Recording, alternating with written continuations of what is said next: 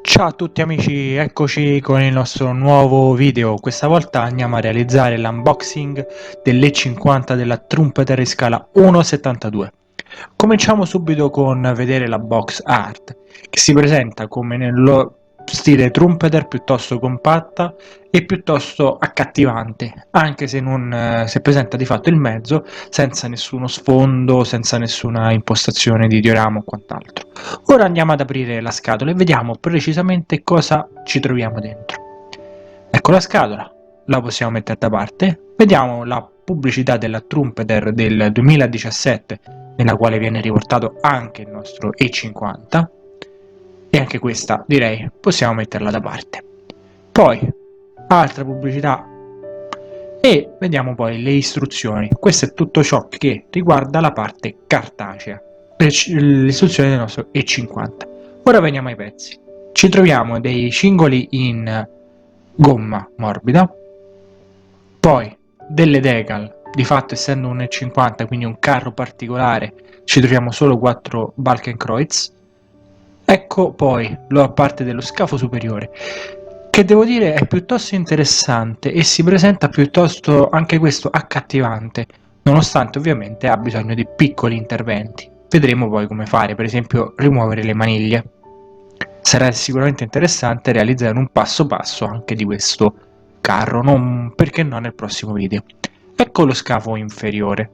Sembra da un primo assemblaggio ovviamente molto spartano, sembra calzare tutto al meglio. Ecco poi qui appunto la torretta, anche questa in un unico pezzo. Qui ci sarà ovviamente da fare qualche piccola miglioria, ma niente di troppo difficile e di troppo gravoso. Ecco poi le altre parti che compongono il nostro kit. Qui vediamo tutte le ruote, la parte posteriore, le ruote di rinvio, la ruota motrice, le scariche, i parafanghi posteriori. Poi nel kit è compreso ovviamente anche una sprue che ci consente di fare tutta la parte superiore del kit, quindi canna, che è già forata, ottima cosa. Poi ovviamente il mantello e ovviamente tutto quello che riguarda la parte superiore del cannone. Quindi ricapitolando abbiamo quelle due sprue, la torretta, la parte superiore dello scafo, via, e la parte inferiore dello scafo.